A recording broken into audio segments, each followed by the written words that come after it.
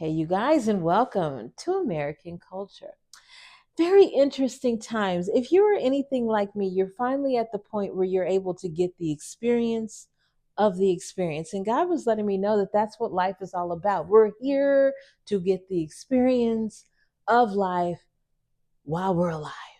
And that's pretty much it. But you have to be in the present moment to do that. You have to be responsive in order to do that. And God let me know that that's a major turn. You see, I told you guys over the course of the past months, he kind of said, Alicia, we're done with this major aspect of the transition. Like you are firmly rooted in the version of me that God created me to be. I'm just kind of making my way through the in between. With that being said, I've had some pivotal things take place. For example, I finally started to dream again. The dreams have been gone for a while. I've always had the visions, but the actual like dreams, which is what started this whole I have a purpose quest, had been gone for a while. So I'm happy to have those back. And I realized that it's because I've gotten to this very living in the present moment. I am here finally doing what God sent humans to do, which was get the experience of life from being alive. That's it. It's not all the other stuff. I allowed life to become so complicated until everything became this very simple black and white thing. There is no such thing as distance. There are resources and steps to take. Go ahead and do that, and you will get there. Um, that life is simply a mirror of every single way the characteristics that you carry. For example, if you carry around trust and faith, when you receive an open door, you'll walk through it happily. If you're carrying around skepticism and fear and constantly thinking that you have to save you and keep you safe, you see an open door, you're going to scrutinize it. You're stuck in normalcy, and if that's something is it normal to you, you're going to have an adverse reaction. People they tend to be extremely anxious because that's what gets the result.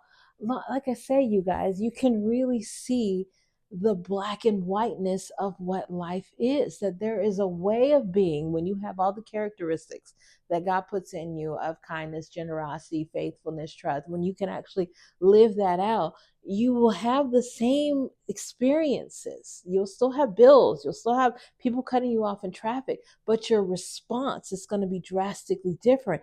And as long because a lot of us, we just react, so we end up doing the same thing over and over again and basically having the same result, which means that we don't end up learning from anything, which is the reason why we run into the same circumstance. And so now, being responsive as opposed to reactive, I don't put myself in a previous position, I put myself in a firm position of now. And I can clearly see why I'm encountering each situation for what it is. I am in this world, but not of it. I'm no longer having the personal experience. I am a spirit observing and experiencing life. I finally made it to that. And you guys, as a Christian, if I start speaking like that, you know how many people are like, excommunicate her, send her, send her to. I just had to make sure it's on. I can't see if it's left. It was like, send her away. She's a spirit observing life. Get out of here. She's so new age. But that's really what we're here to do. We are here to experience life. And God's experience of human life is through us. Our experience, our spirit's experience of human life is through us. And so you start looking at it like that. What am I supposed to be learning from each and every situation that I'm in?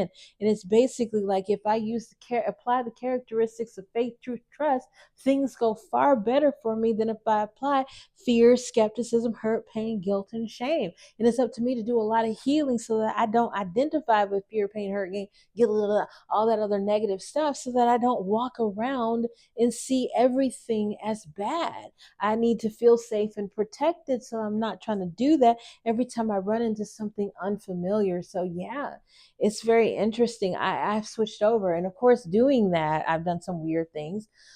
I bought the tickets to take myself to the Caribbean, and it's not because I need to go out there. I'm not on a quest to like find anything or do stuff. God just told me to go out there because I need a rest. So, and I've come to realize that the rest is, excuse me, putting the former version of myself essentially to bed, no longer showing up as that reactive human being, being responsive and in the present moment, here to get the experience that I'm supposed to have of everything that I'm supposed to have, doing what I need to do to set up structure, but then allowing God to kind of fill in the rest. Basically, I am finally at a point to where I am leaving room for God in every single thing that I do. And I told you, I wasn't doing that before. I wasn't getting up and saying, "Hey, God, got a plan for the day." I wasn't doing that. I was going on about my own business. So, yeah, I'm going to take myself out to the island so that I can do just that. Leave a little room for God to come in and do what God does. Have a blessed weekend, you guys.